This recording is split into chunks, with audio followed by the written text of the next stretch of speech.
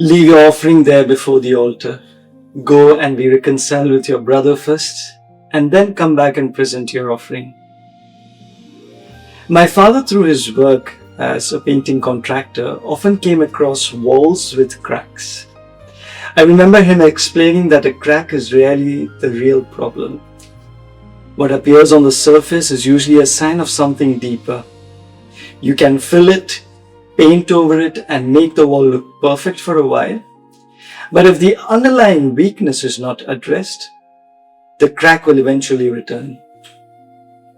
Today we live in a world filled with visible cracks. We see them in wars between nations, in growing divisions within societies, in broken families, fractured communities, and sometimes even within our own hearts.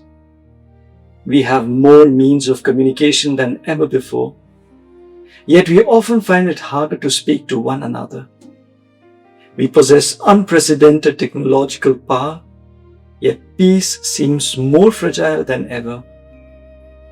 Into this fractured world, Jesus speaks a challenging word. You have heard that it was said, "You shall not kill." But I say to you, whoever is angry with his brother. Jesus is not merely condemning murder, he is exposing its roots. Like a master builder examining a damaged house, he looks beneath the visible cracks and goes straight to the foundation. He invites us to look beneath the conflicts we see around us and discover the hidden fires that feed them. Every war begins long before the first weapon is raised. Every division begins long before people separate. Violence often starts with resentment, contempt, and the refusal to see another person as a brother or a sister. The world spends enormous energy dealing with the flames. Jesus wants us to pay attention to the sparks. One might compare humanity to a great forest. When a forest burns, we often focus on the towering flames. Yet the real damage began much earlier with a small spark left untended. Jesus is concerned with the spark.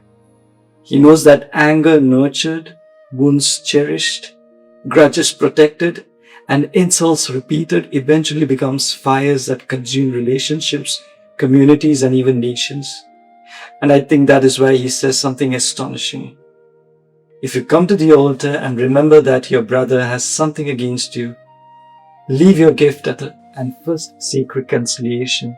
In other words, the shortest road to God sometimes passes through another human being. Worship cannot be separated from fraternity. Our relationship with God cannot be healthy while our relationships with others are left broken. This teaching is urgently relevant today, I believe. We live in a culture that often rewards outrage.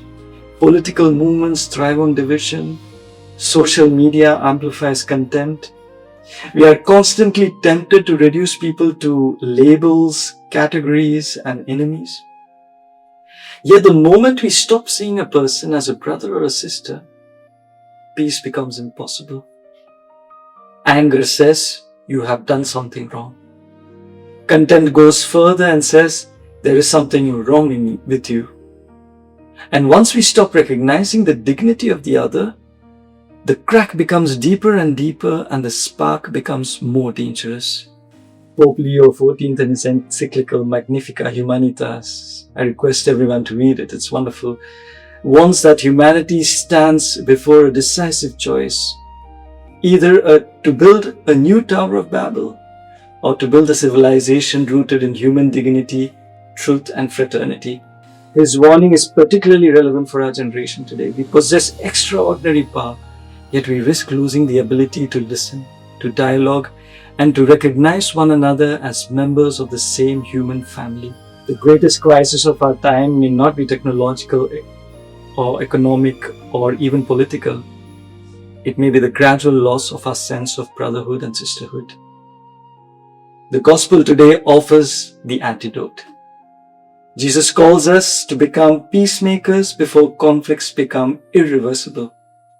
He asks us not simply to avoid killing, but to reject contempt, not simply to obey a commandment, but to cultivate a new heart. He asks us to repair the crack before the wall collapses and to extinguish the spark before the forest burns. Perhaps the question we should take home today is this: what spark am I allowing to smolder within me? What crack has appeared in the relationships of my life? Is there someone I need to forgive? Someone I need to call? Someone with whom I need to be reconciled? For peace in the world begins where Jesus always says it begins. Not in conference halls, not in parliaments, not in battlefields, but in the human heart. Every act of reconciliation, however small, is one less spark in a world already far too dry with anger. Dear brothers and sisters, every step towards forgiveness helps repair the foundation upon which God's kingdom is built. And perhaps that is a mission Christ entrusts to us today.